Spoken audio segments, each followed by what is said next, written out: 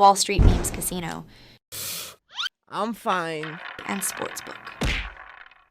KUGAN CASSIUS IFLTV in Morecambe Bay. Delighted to be joined by Mr. Tyson Fury. Tyson, how are you, first of all? I'm good, good. I have a nice house, a wonderful husband. It's your husband, yeah? My new husband, Welcome yeah. to Malcolm.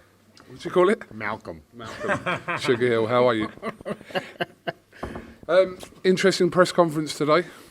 Was it? It was actually. Was it typical me or vintage me or current? Oh, I'm not sure. Don't know, let's pick the bones out of a couple of things said. First of all, 7 to 10 fights from HE said on a call, which was good to hear his thoughts on your upcoming fight. But 7 to 10 fights, realistic?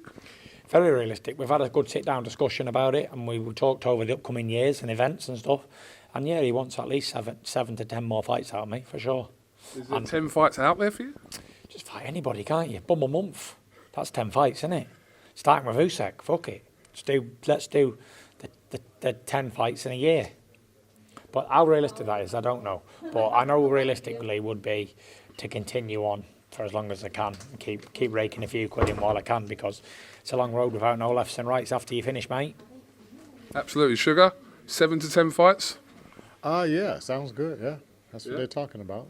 If they can keep me active, though. Well, I've had Wilder 2, Wilder 3, Dylan White, Chisora and Ngannou. I've had 5 fights in 4 years, which probably should have all went in 1 year, really. But we had COVID in between and all that sort of stuff. 2 years out for COVID, a year out between the Chisora and Ngannou, that's 3. So basically I had 2 years of activity in the last 5 years. So yeah, if they can rack them up and roll them out, I'll be happy to do it.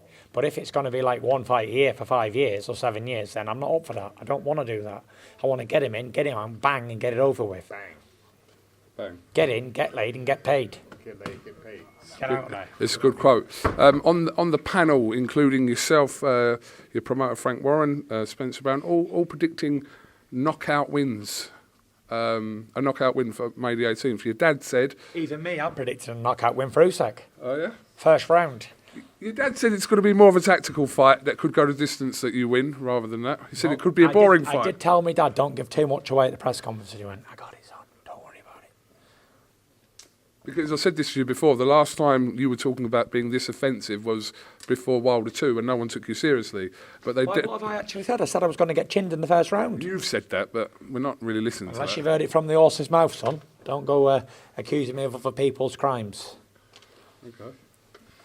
What do you think about Klitschko apparently advising Alexander Usyk ahead of your fight? It's like me being a broke man now, isn't it, yeah? Someone who's flat broke, right, on the dole, trying to advise a billionaire how to invest his money. How's that work? Is that about right? Sounds about right.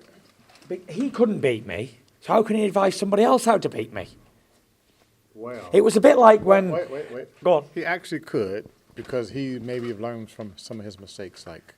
Yeah. So he may have some kind of input. I think it would be very wise for Usyk to listen to him and be guided by what he says. I think so too, yeah. It's like when Malik Scott tried to tell Wilder how to beat me. I said, I bashed you and your coach. So how are you going to beat you? Yeah. I hope he's his advisor. I hope he trains him for the fight as well. Like I said, I bashed him and his coach. So you and Klitschko are right now. There's no bad blood there, is there, anyway? Listen, he is what he is, old sausage. Old Osser. Tyson, let me ask you your opinion on some comments that Eddie Hearn made regarding Anthony Joshua. He stated that Joshua's next fight will be either for undisputed or he'll be fighting for one of the world titles. What do you think of that? Good luck. There's not much I can think, is there, really? I got to do my job, get paid, get laid, win the world championships. That's it then. Then deal with that old sausage afterwards.